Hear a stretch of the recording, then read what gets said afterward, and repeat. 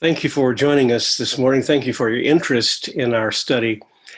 The point of this particular series of lessons is to connect the present with the past and to try to understand how we have come to the various denominations, what they believe, their doctrines, how they have developed over the years. And probably there is no single country that has more influenced American denominations than Britain. And so the development of Christianity in Britain is, I think, of tremendous importance, and I think you'll find it interesting this morning. So as always, I certainly pray that what is taught is accurate, historically accurate, and pray that God will receive the glory.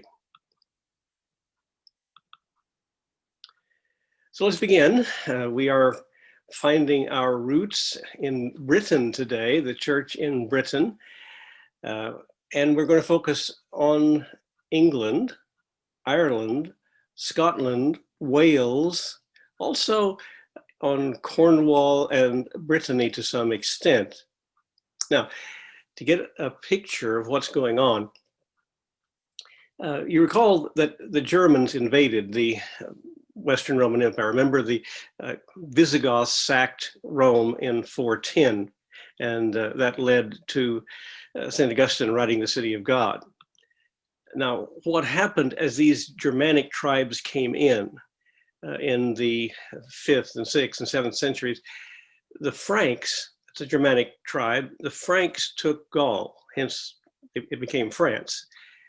Visigoths, the ones who sacked Rome in 410, will take Spain.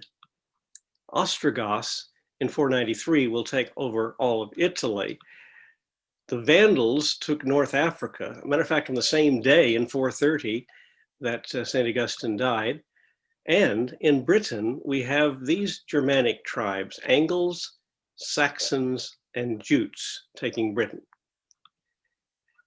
And since Britain was occupied by Celtic people, these Celts were driven westward to Scotland, Ireland, and Wales. And here's a map that shows what happened.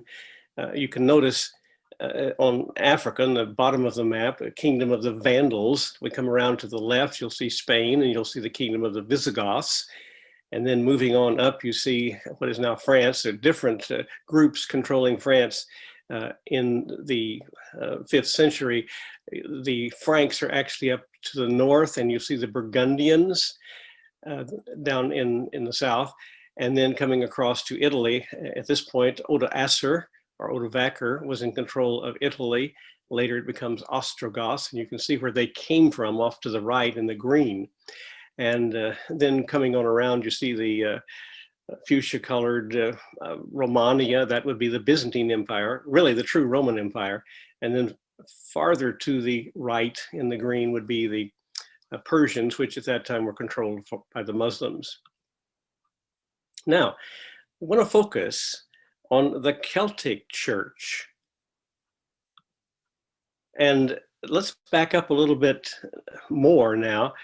You saw the map of Germanic Europe when the German tribes took over the Roman Empire. Of course, before that was the Roman Empire, but before the Roman Empire was the Celtic Empire, and that might be a little surprising. Just look at this map and see how much of Europe was controlled by Celts. Now, they didn't have a central organization, but Celtic people occupied all of this enormous amount of territory.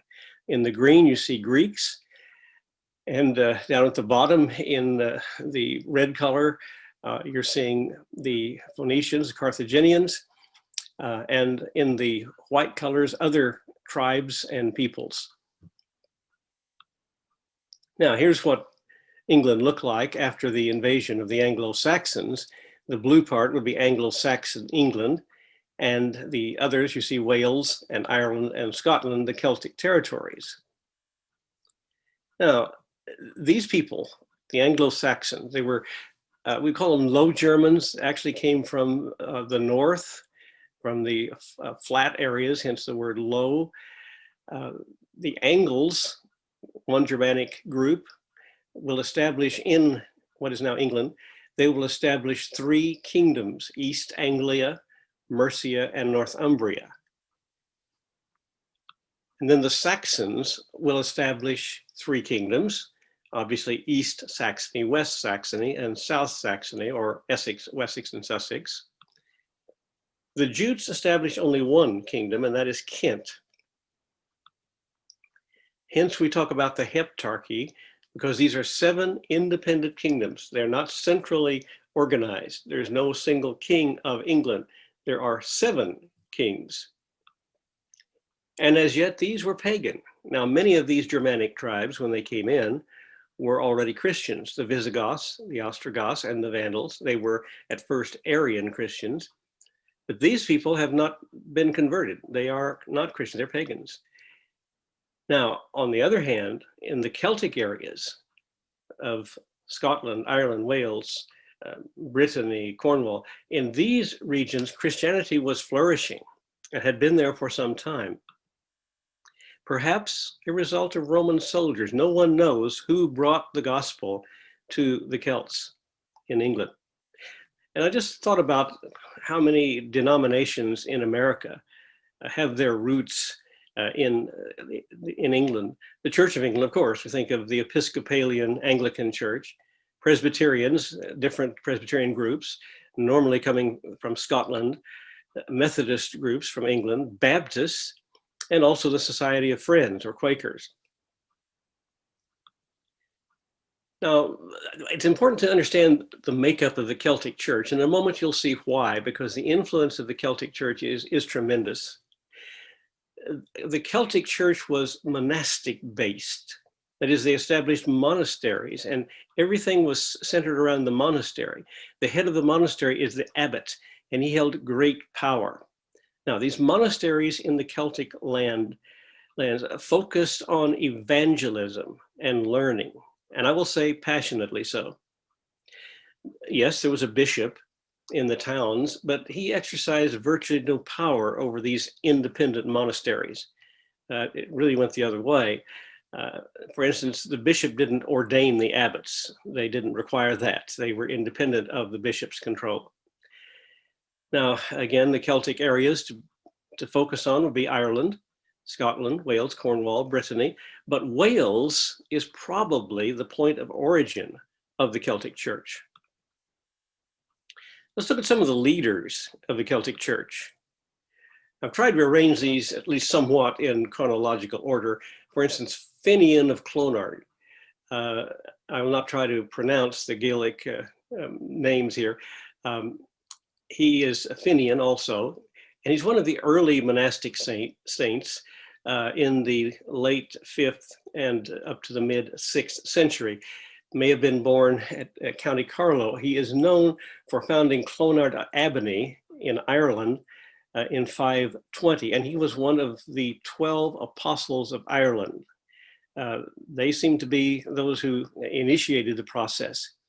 And the 12 apostles studied under Finian at the Abbey. And another of these 12 apostles was Brendan of Clonfert, 484 to 577. He's known as Brendan the Navigator. When he was 6, he was sent to Jarlath Monastery School at Tuam to further his education. And as one of these 12 apostles of Ireland, he is said to have been tutored by the great teacher Finian, whom we just considered. Now, Brendan himself founded a number of monasteries, and some of the things about Brendan are perhaps mythological, apocryphal. He is supposedly, he journeyed to the island of the blessed, or to paradise. So he's called Brendan the Navigator. How much truth there is to that is somewhat dubious, but he was an historical figure. He did found a number of monasteries. He had a great influence, and obviously he had some reputation for being a navigator. Then there's Nennian, who was a 5th century bishop, but he established the monastery of Candida Casa, that means White House, in Galloway, in that region of Scotland. And because that region of Scotland was outside of Roman Britain, he was able to operate freely, not only from the Roman governmental authorities, but from any Roman forms of Christianity. This is an area of Scotland that was populated by the Picts and was separated from the rest of Britain by Hadrian's Wall. We've talked about Patrick. We celebrated St. Patrick's Day this month. We only have 2 surviving works of St. Patrick, so much is not known about him. In just a moment, we'll look at some things that are known. He wrote a declaration, confessio, and a letter to the soldiers of Carausius. And he was essentially a missionary from the Celtic Church in England to pagans in Ireland. Let's look a little more about his life. His real name was Magonus Sucatus Patricius. Of course, you can see the word Patrick coming from that. So he's called St. Patrick, about 390 to 460. He actually was a Welsh boy, and his real Welsh name was Maewyn. He was brought up as a Christian, but he didn't take it seriously. He really had not come to accept Christ. He was enslaved and taken to Ireland. He was about 16 or 17. And Christianity was already present in Ireland. We know that because we know of a bishop of Ireland named Palladius, mentioned in 429.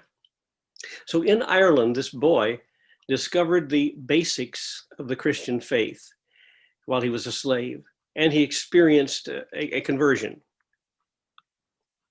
Then he returned to the mainland and actually went to Gaul and studied for 12 years under Saint-Germain in Gaul, the leading scholar there. Then he returned to Ireland to take the gospel there and to consolidate and advance the Christianity that was already established. He baptized a large number of people. He was opposed by the Druids and, of course, worked through the monasteries there that were centers of learning. Now, here's an important point about Ireland. Ireland was not invaded by any force. And there were so many invasions of Britain. Of course, the Anglo-Saxons, of course, the Romans, the Vikings at one point. But Ireland, being an island, never was invaded. And that meant that the monks could maintain there in their monasteries the manuscripts of antiquity, the learning of antiquity. They preserved it. It was not threatened. It was not destroyed as it was in so many other places. Now, later, St. Patrick spent time in France learning church organization at a monastery. Now, St. David of Wales, we talked about the fact that Wales may be the beginning point, 500 to 589. He was the son of the King of South Wales, and he founded several monasteries. An extremely ascetic person, very much involved in missionary activity. Interesting that doctrinally he took a very strong stand against Pelagianism, and also a very strong stand against joining with the Roman Catholic Church. This is St. David's Cathedral at Pembrokeshire. There are a lot of stories about him in the life of David. And you remember I mentioned last week about hagiographies, the biographies of the saints. Some of it is oftentimes imaginary, but much of it is true. He became renowned as a teacher and preacher, founding monastic settlements and churches in Wales and Brittany. This is his cathedral. It stands on the site of the monastery that he founded in Pembrokeshire. Then Columba, we mentioned him also. I mentioned him again because of his influence and his work. He is, as you see, 6th century. He was an Irish abbot, and he went to Scotland. We have 3 surviving early medieval Latin hymns that he possibly wrote. He studied at the monastic schools of Movilla and Clonard, and then he founded and stayed at the monastery of Iona, which is the most important of the Celtic monasteries. And there he copied 300 books and wrote extensively. At the end of his life, he did return to Ireland and founded the monastery of Douro. A little bit about Iona. Again, bear in mind the fact that these places were relatively safe from invasions, and therefore the manuscripts in these monasteries were safe. Columba established this monastery, and it was in fact the birthplace of Celtic Christianity in Scotland. He established the monastery in 563. Many of the original buildings are still standing. It became a major center of learning and of missionary activity, and a source of the preservation of ancient learning. There, the monks motivated and encouraged scholarship. Now you're going to see, and I think you see at this point, two parallel tracks here. One of them is the preservation of learning, and the other is the propagation of the gospel. And here's a picture of the monastery of Iona today. And to the right, you see the map. This is the west coast of Scotland, and the inset with the red section is where Iona is located. Then there was Aidan, who died in 651. He was a monk from Iona, who in turn established the monastery at Lindisfarne. And you see the pattern again. Monks from certain monasteries will establish other monasteries. The monastery is much more important than local churches. We would think of establishing churches today, but the monastery would generate scholarship, a copying of manuscripts, evangelism, so it's tremendously important.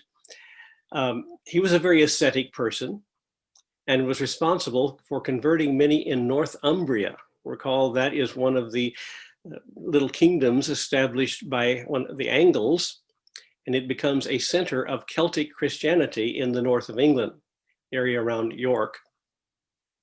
At this point, Celtic Christianity is going up. It's on the ascendancy. It's becoming stronger. It's becoming dominant.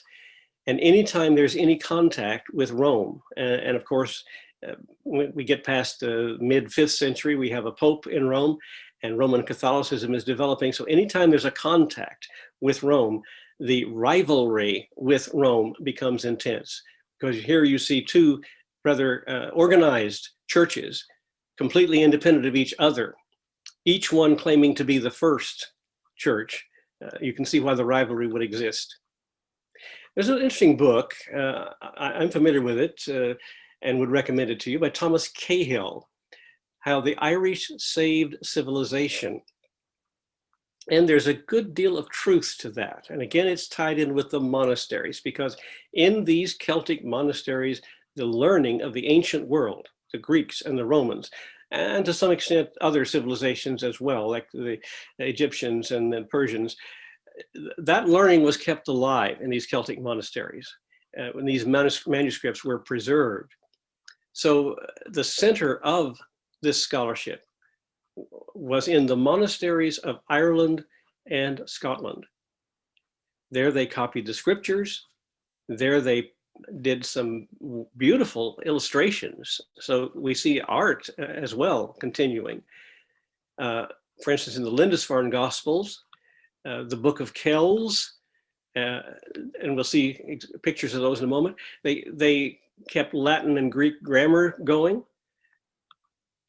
And the schools that were Celtic schools in the north part of England flourished. For instance, the formal school at York, established by Egbert, the king of Northumbria.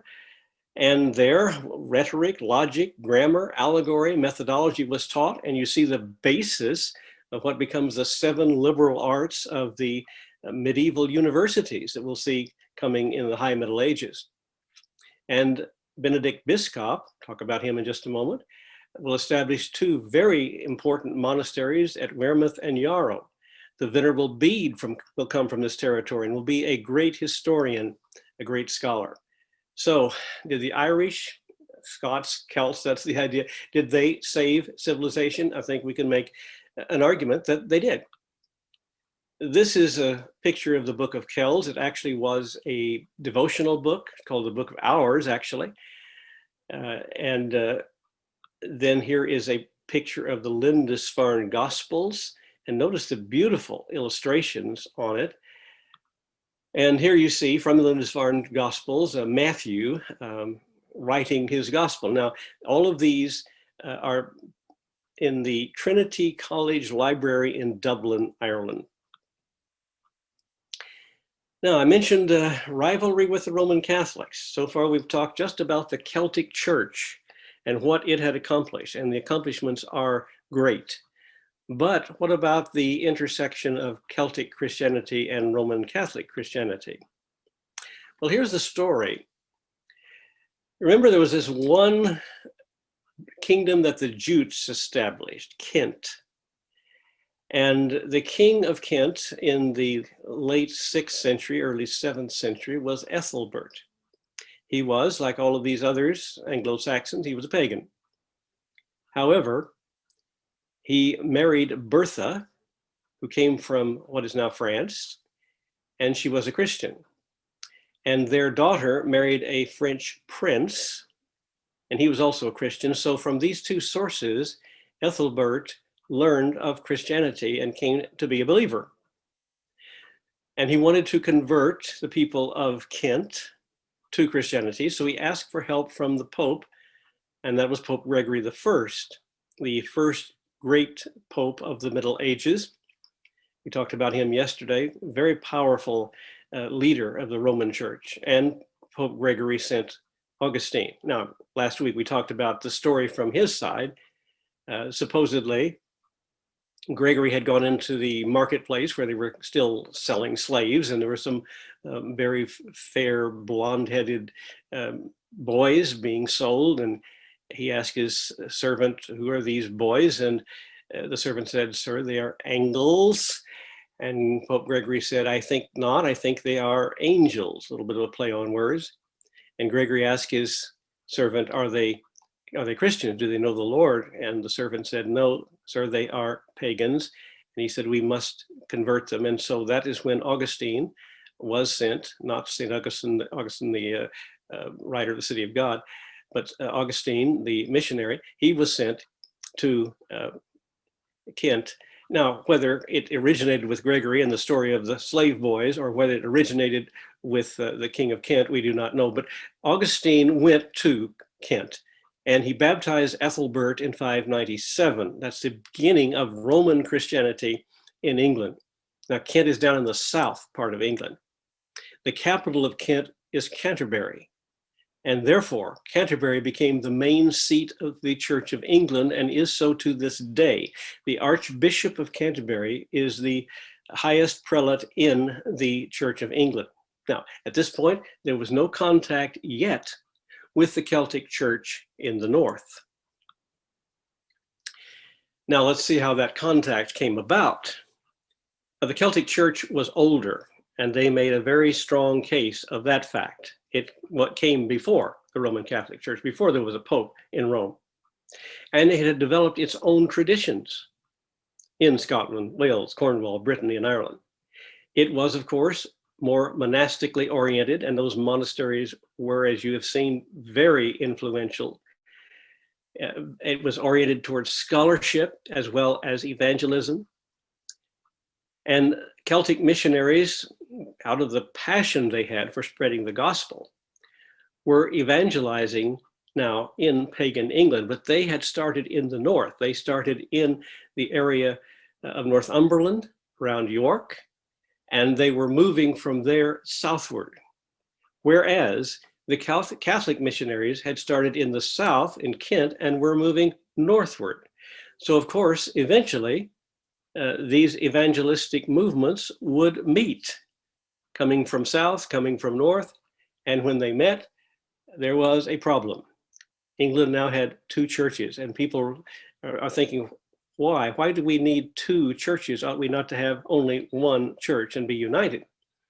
So to deal with that problem, the king of Northumberland, who was Oswy, decided to call a synod, representatives of both the Celtic Church and of the Roman Church, meeting at the monastery at Whitby. There was a debate. Both sides presented their arguments. The Celtic Church, the argument, we are older, and we have these established traditions. We have a reputation for scholarship. We have a reputation for evangelism. Now, the Roman Church had one argument. That was the Petrine Thesis. Upon this rock I will build my church. Peter's the first pope. He had authority over the church, and every bishop of Rome since has had the same authority. And on the basis of that, King Oswy decided to go with the Roman Church. He thought the Petrine Thesis was legitimate and a good reason to adopt Roman forms. So the unification of the English Church. After the Synod of Whitby in 1664, representatives came from Rome under the direction of King Oswy of Northumberland. For instance, in 669, Benedict Biscop and Theodore of Tarsus. They came to organize the church in the Celtic regions under Rome. And they established, Benedict Biscop established the monasteries at Wearmouth and Yarrow. This is a picture of the ruins of the monastery at Whitby, where the Synod of Whitby was held in 664. Now, you see, England was united religiously long before it was united politically, 200 years before. The political unification came about when some of these kings tried to gain control over all the other kingdoms. For instance, Offa II of Mercia tried to do that. He was an Anglo king, and he issued coinage throughout the Heptarchy. But Alfred the Great of Wessex, the Saxon king, did achieve it to a great degree. He defeated the Danes who were invading England at this time. He defeated Guthrum the Dane in 878, and that gave him a claim saying that God had given him the victory. And he was recognized as the first Anglo-Saxon king of England. But this is 200 years, over 200 years later than it was united religiously. This is a drawing of Alfred the Great. And the map is showing England at that time. And you see how rather than 7, we have actually 3 of these Anglo-Saxon kingdoms, Wessex, Mercia, and Northumberland. There's been some unity occurring. And you see how a line there through Mercia. At first, the Danes were just driven on the other side of that line. Eventually, they are completely driven out of England. And the areas in the white to the left are the areas of the Celts.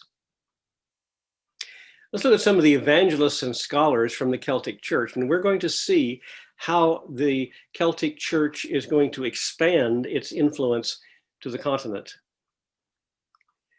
Now, when the merger occurred between the Celtic and the Roman churches, and officially the Celtic Church became the Roman Church, it is true, however, that the Celtic element survived because it had this emphasis on evangelism that was extremely passionate and strong. He has this emphasis on education and on independence.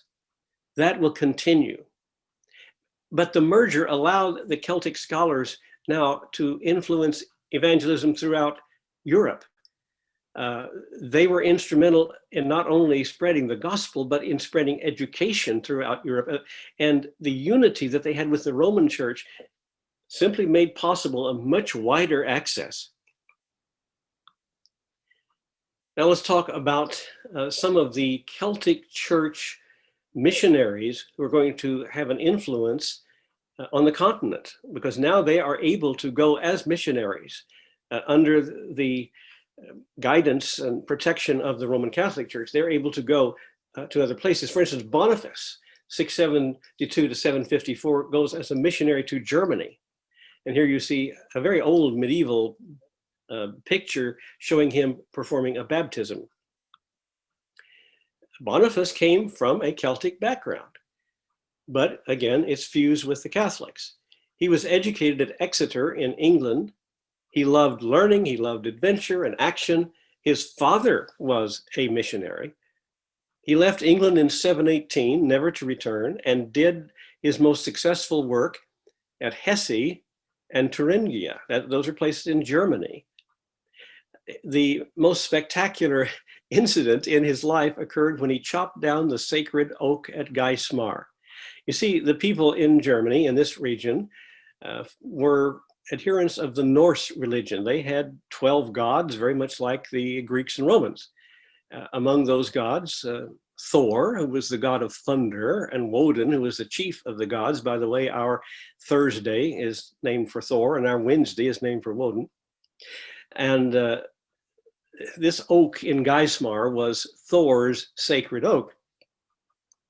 And in order to overcome the influence of this pagan religion, Boniface decided and announced, I am going to cut down the sacred oak at Geismar, the oak of Thor.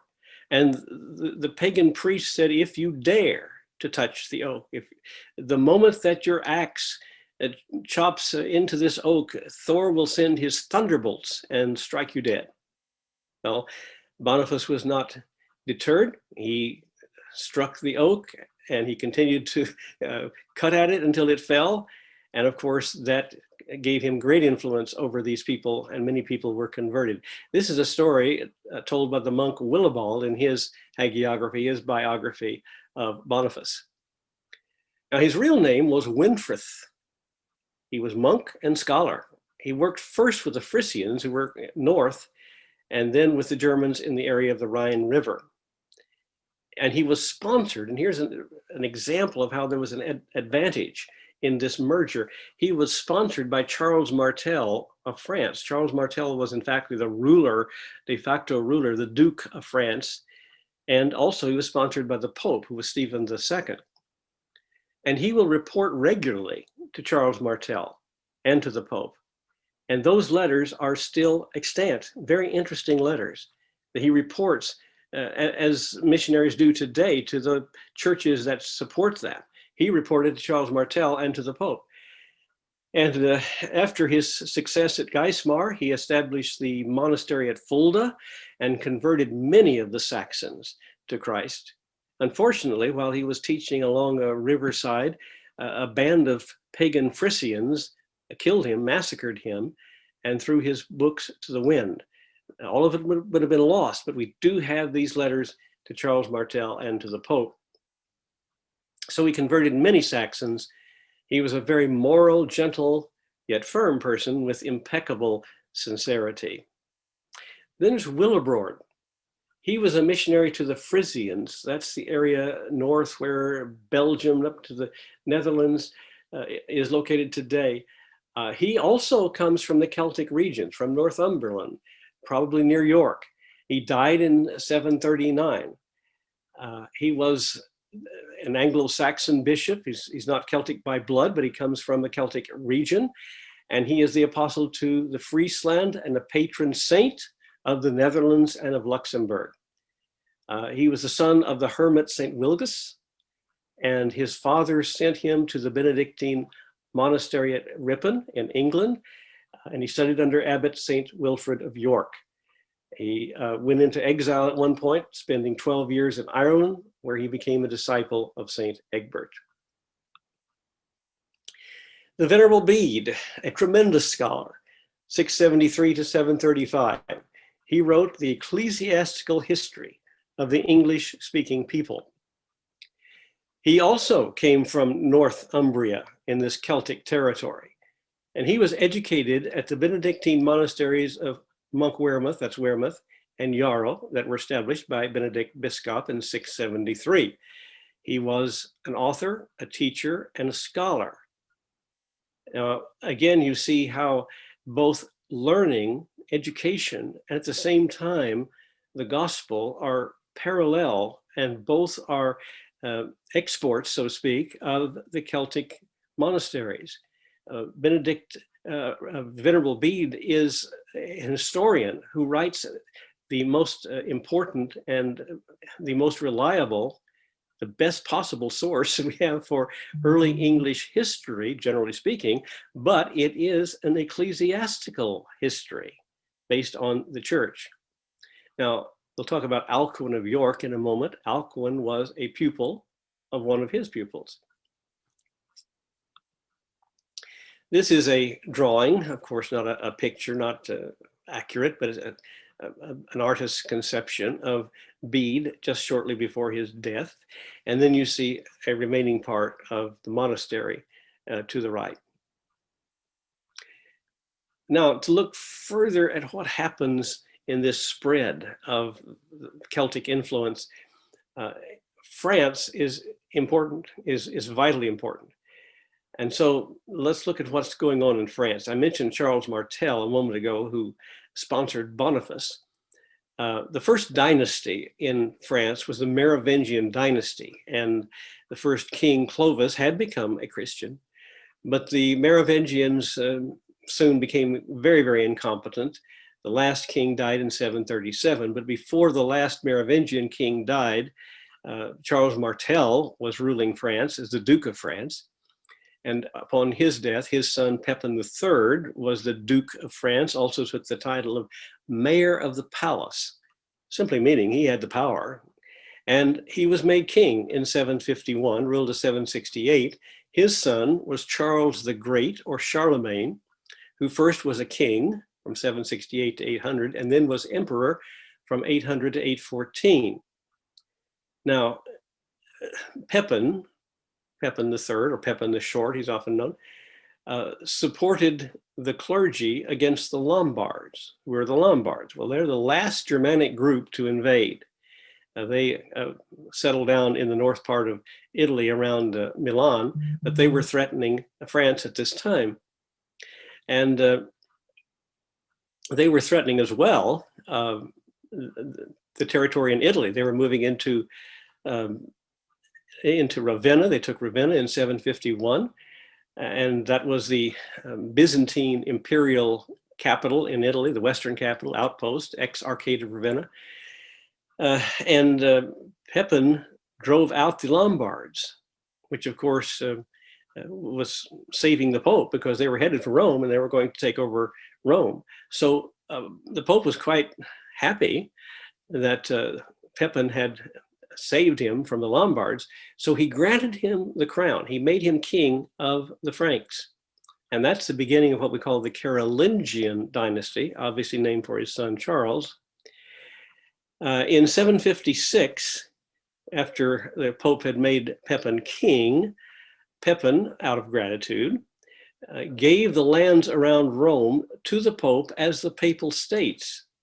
Now later there appeared a forgery claiming that Constantine had given these lands, because Constantine certainly had more authority than this Duke of France. That was a forgery, but Pepin did give the lands to the Pope. That's called the donation of Pepin. When Ravenna fell, that was the end of the Western capital, Byzantine Western capital. And after that, Constantinople had no contact with the West. That left the Pope in a very important position. So after the Papal States were granted by Pepin, which is known as the Patrimony of St. Peter, the Pope now became a landlord. He had to defend his land. So he has a political position as well as a religious one. And here's a map that shows the donation of Pepin. The dark area to the south is the original land that the Pope controlled around Rome. And then all of this territory that you see in the center part of Italy and up to the north is a part of this donation of Pepin. And it does include, if you can see, Ravenna up toward the north. That was the capital, the Byzantine capital, that was taken from Byzantium by the Lombards and then taken as to the benefit of the Pope by Pepin. This is Charles the Great, Charlemagne. When Pepin died, he left his lands to his two sons, Carloman and Charles. Carloman died under very mysterious circumstances in 771. Charles will create an empire in Germany and France, the center part of Europe. The first time since the fall of the Western Roman Empire in 476, he conducted 53 military campaigns and actually was crowned as emperor in 800. Now, he ruled very well. He ruled with what we call capitularies. They were orders given to his people under him, his administration.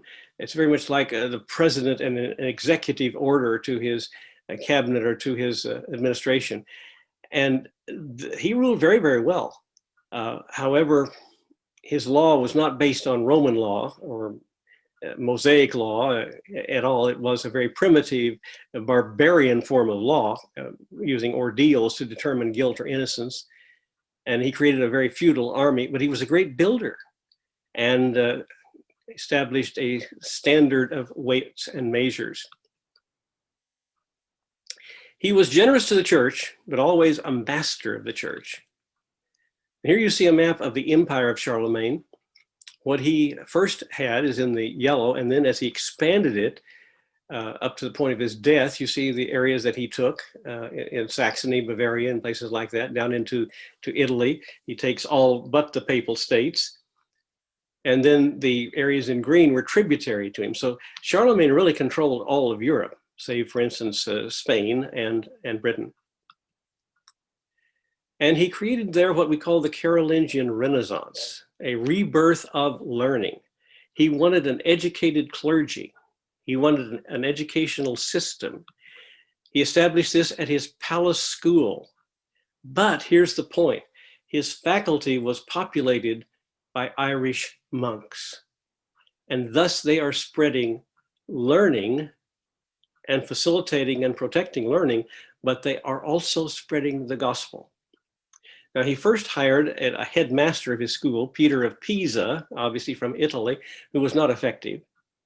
And then he hired Alcuin of York. Remember, we mentioned him a moment ago. He came there in 780 and was there until 790. And he was excellent. He gave spirit to educational methods.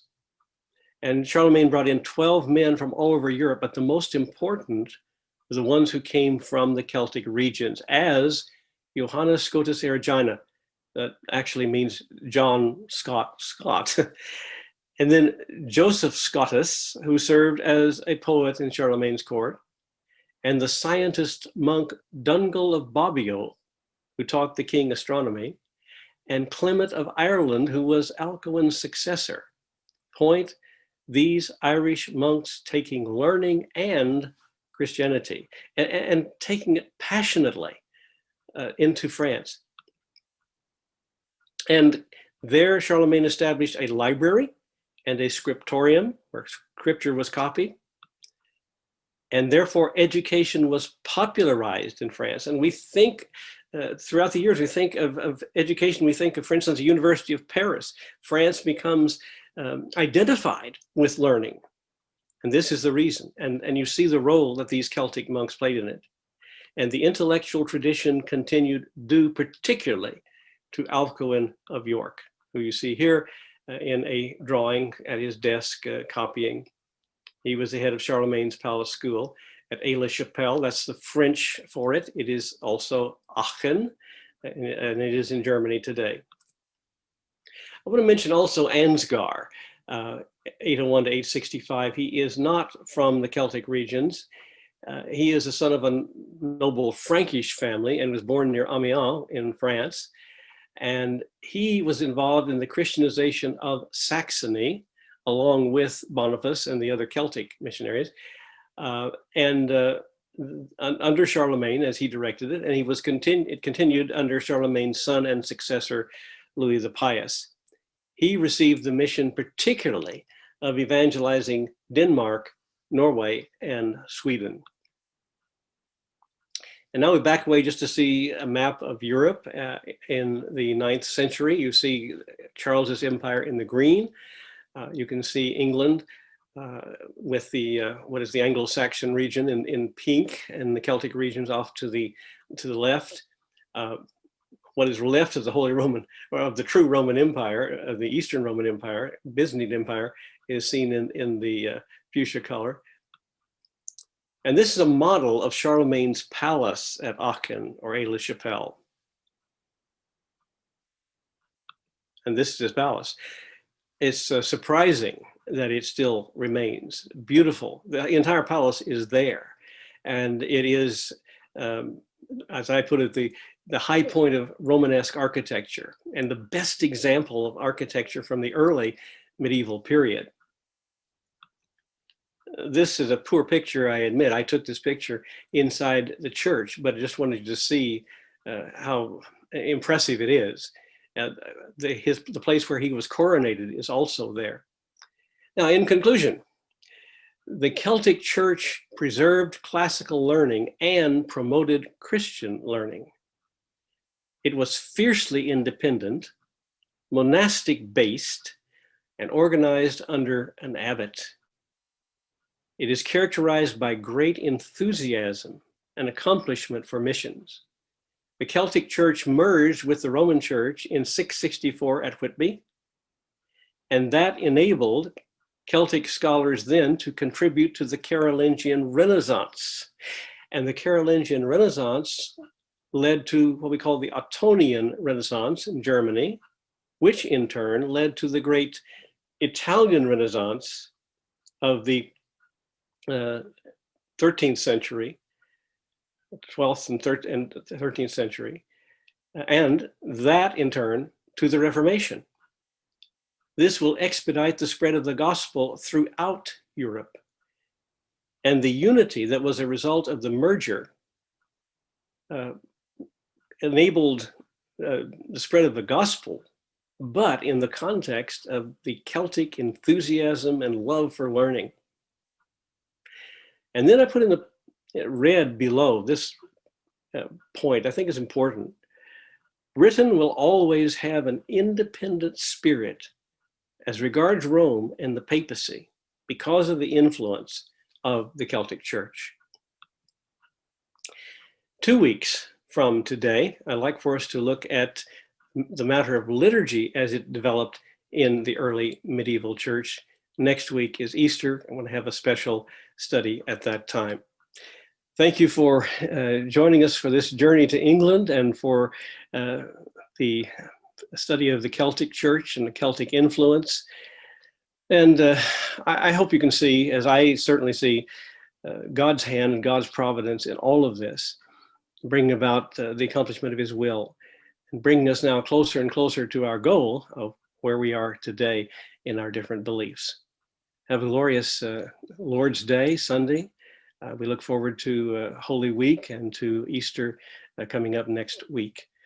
Indeed, may the grace of our Lord Jesus Christ, the love of God our Father, and the fellowship of the Holy Spirit be with you all.